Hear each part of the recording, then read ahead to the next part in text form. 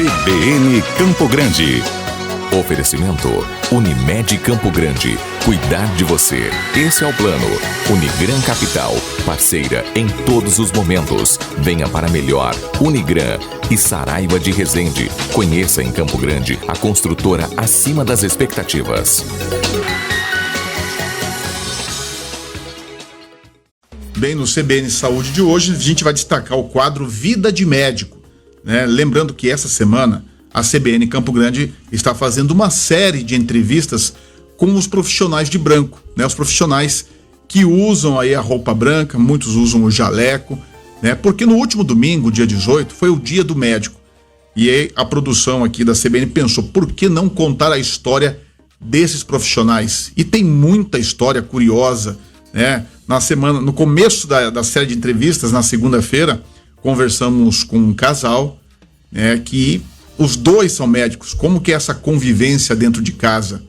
Como é a convivência com os filhos, né, e com a agenda da medicina, né? Também entrevistamos um médico que os filhos também seguiram a profissão do pai, né? 3 filhos médicos. Enfim, são histórias que a gente vem aqui abordando durante essa semana. E hoje, a nossa conversa é com o Fernando Vasconcelos. Ele que é clínico geral, se formou em 1962 no Rio de Janeiro.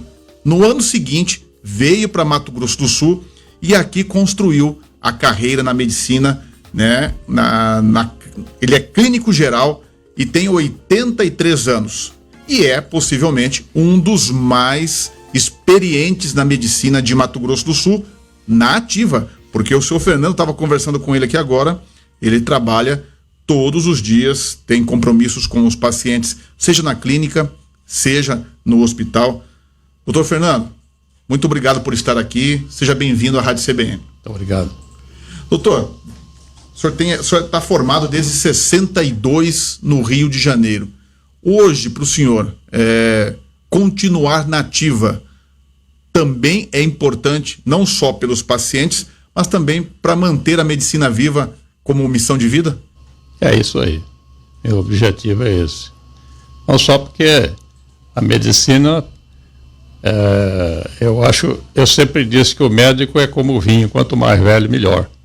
Entendeu? Desde que ele mantenha a cabeça boa e a vontade de exercer a profissão. Agora, nesses tantos anos de profissão aqui, a gente tem aqui de 62 que o senhor se formou, até 2000 são 38 anos, mais 20, 58 anos de carreira. Isso. O senhor percebeu muitas mudanças no ritmo de trabalho e também na evolução da medicina. Mudou quase que radicalmente. Na parte social, na parte técnica, entendeu? Houve mudança importante na medicina.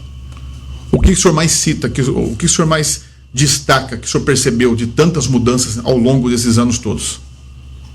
Olha, eu costumo dizer brincando, inclusive para os meus colegas, hoje nós não temos mais clientes, nós temos concorrentes, porque a informação vem chegando de uma forma violenta para todo mundo. Então hoje o paciente, às vezes, ele já tem muita informação sobre os sintomas que ele vem queixando quando vai ao médico. E espera do médico uma resposta dentro do conhecimento que ele adquiriu. Então, o cliente hoje ele tem informação, mas ele não tem formação.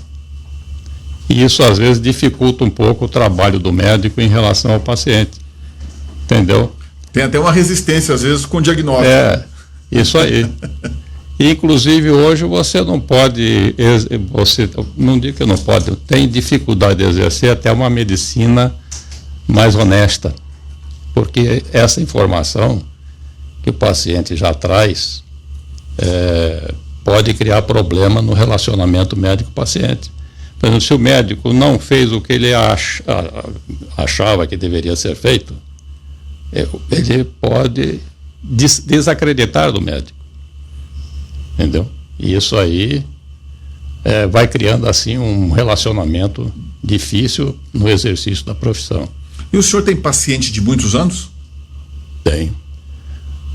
Que o senhor lembra assim, que o senhor não precisa falar o nome, mas só para falar, tem pacientes que eu atendo há tantos anos. Tenho, porque meu pai era médico. Eu vim para cá, comecei a exercer a profissão junto com ele e fui herdando a clínica do meu pai. E hoje eu tenho ainda muitas famílias que eu atendo e herança da clínica de meu pai. E já passou assim de geração? O senhor atendia, por exemplo, pacientes que eram do pai do senhor, aí essa família foi tendo aí filhos e continua? Em parte, sim. Mas também o que acontece hoje em dia que eu percebo é que essas famílias vão surgindo médicos na família. E esses médicos que surgem nessas famílias passam a atender os parentes. Entendeu? E como que o senhor classifica hoje, depois de percorrido toda essa experiência na carreira, qual é a experiência de ser médico? Apaixonante, para mim. É uma profissão que eu acho que, embora dê muito trabalho, exige muito, ela é gratificante. É gratificante sob o aspecto humano. Mas ela é exigente. E eu sei de colegas que deixaram a profissão porque não aguentaram a pressão que sofriam em relação ao exercício da profissão. Eu mesmo deixei a área cirúrgica da medicina por não suportar a pressão que eu sentia em relação ao exercício da cirurgia. O senhor fazia cirurgia? Fazia cirurgia. E de que área o senhor fazia? Cirurgia geral. Geral. E o senhor faz muito tempo que o senhor parou com a cirurgia? Tem mais ou menos uns 30 e poucos anos. Eu deixei a cirurgia em 86, depois de 25 anos de atividade cirúrgica. Conta pra gente que pressão é essa, para que a gente entenda. A gente não é médico, a gente queria saber um pouquinho mais. Eu faço uma comparação simples. Quando o indivíduo é cirurgião de uma entidade médica famosa, vamos dizer assim, cirurgião do hospital famoso no país, ele tem o respaldo da entidade. Mas quando ele é um cirurgião de clínica particular, exerce a profissão como autônomo, a pressão é muito maior, porque as consequências vão ser diretamente sobre ele. Que é a responsabilização. Direto. E aí hoje o senhor clinica, né? Faz clínica, clínica médica. E a pressão existe. Claro, mas a responsabilidade continua. Ela é menor. É menor. E o senhor não se arrepende de ter deixado a parte cirúrgica? Não. Até meu pai era vivo nessa época, foi até o ano que ele morreu. Eu, antes de deixar a cirurgia, eu fui conversar com ele. Ele me perguntou, por que você quer largar a cirurgia? E eu falei para ele, expliquei para ele porque eu queria largar a cirurgia. Ele virou para mim e falou, larga logo. Ele não pensou duas vezes. Ele te apoiou? Falou, eu senti a mesma coisa. Que nessa época ele deixou a cirurgia com 35 anos de profissão. E aí eu passei a atender os casos cirúrgicos dele quando o paciente fazia essa opção. Doutor, pegando a tua experiência, né, e a gente gosta de falar ontem nós falamos aqui sobre tecnologia, sobre a ciência tem ajudado muito a medicina a evoluir, né, do ponto de vista da sobrevida e qualidade de vida a muitos pacientes, aí falando de forma geral, né, não importa qual seja a enfermidade, qual seja o desafio médico, mas a tecnologia tem ajudado muito.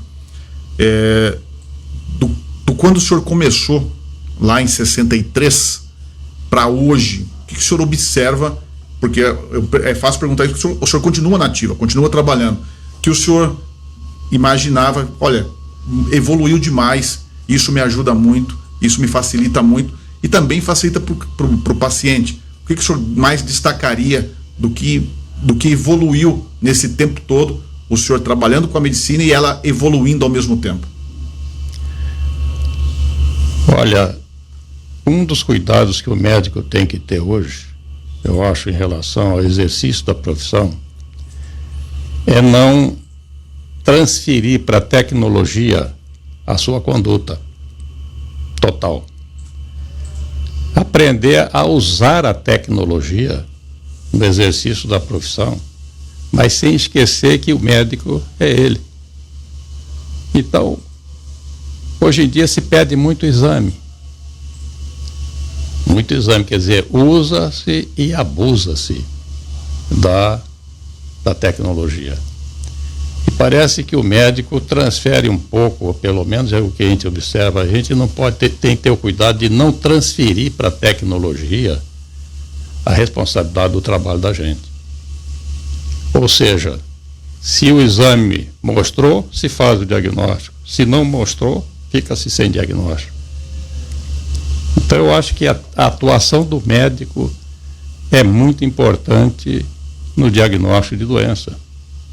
Não se pode responsabilizar só os exames que a gente tem em mãos, que ajudam demais, entendeu? O caminho do diagnóstico. E exame, é o que eu costumo dizer, ele é sempre complementar.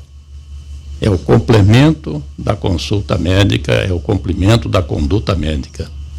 Esse debate, essa discussão que o senhor acabou de colocar aqui pra gente, ele existe no meio médico? Ou não? Então, a gente percebe que há uma certa confiança excessiva em exames, entendeu? Tanto que é comum na clínica médica, por exemplo, que o paciente comparecer ao hospital por uma consulta médica com uma queixa antiga, sem diagnóstico e com uma mala de exame. E às vezes o diagnóstico é muito mais simples do que tudo que foi feito. Às vezes se complica uma coisa que é mais simples. Doutor, eu li um livro publicado nos Estados Unidos. O título do livro é Quando o Médico Não Ouve. O que acontecia? Isso foi um estudo feito por 3 médicos da Universidade de Harvard. Entendeu? O que acontece quando o médico não ouve o paciente? E, na realidade, uma das modificações que aconteceu com a medicina nesses 50 e poucos anos que eu percebi foi a massificação da medicina. Isso também fez com que o médico não tivesse o tempo suficiente para dedicar ao paciente, pela quantidade de pessoas que ele teria que atender. Muita demanda também. Muita demanda. Muita demanda. O senhor estava me dizendo aqui um pouquinho antes da gente entrar no ar que o senhor naturalmente diminuiu um pouco o ritmo, né, de aquela dinâmica extensa que é aquela agenda cheia que é do médico, e acabou reduzindo um pouco mais.